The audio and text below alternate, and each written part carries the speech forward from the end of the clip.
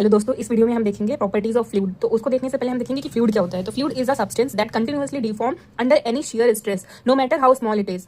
Liquid plus gases is equals to fluid. Fluid can not resist shear stress at rest. सबसे पहली property जो होती है वो होती है हमारी डेंसिटी। इसको हम रो से डिनोट करते हैं। ये होता है हमारा मास अपॉन वॉल्यूम। इसका यूनिट होता है kg पर मीटर क्यूब। ठीक है।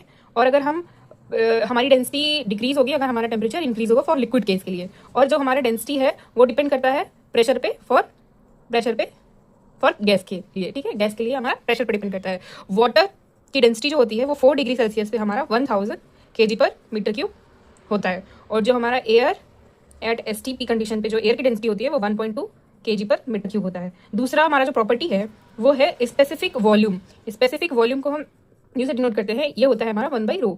It is inversely proportional of density. इसकी यूनिट होगी मीटर क्यूब पर kg। तीसरा हमारा है specific weight. Specific weight gamma से डिनोट करते हैं ρ इंटू जी। कंफ्यूज नहीं होना, स्पेसिफिक वेट और ग्रेविटी में इसका यूनिट होता है न्यूटन पर मीटर क्यूब। ठीक है।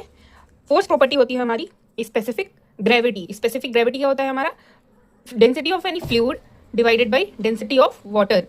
ये हमारा एक स्टैंडर्ड हमको डेंसिटी लेनी पड़ती है। यहाँ पे हम वाटर लेते हैं, अगर गैस है तो एयर लेंगे। ठीक है। तो हमारा जनरलाइज फॉर्मुला हो जाएगा density is equal to specific gravity into 1000 kg पर मीटर क्यूब। स्पेसिफिक ग्रेविटी का अपना कोई डायमेंशन नहीं होता है, it is a dimensionless quantity. अब हमारा फिफ्थ प्रॉपर्टी जो है हमारा है डायनामिक विस्कोसिटी। Dynamic viscosity. तो यहाँ पे हमारा जो डिनोशन है इसका हम म्यू से करेंगे।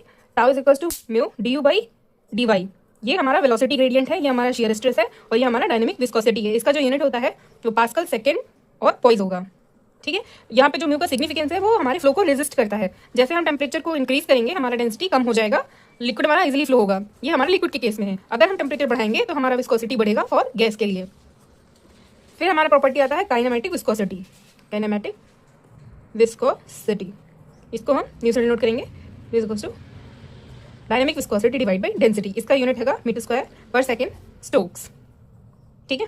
अब हमारा नेक्स्ट प्रॉपर्टी है इसके हमारे विस्कोसिटी के बेसिस पे हमारे दो तरह के फ्लूइड होते हैं, न्यूटोनियन फ्लूइड और नॉन न्यूटोनियन फ्लूइड।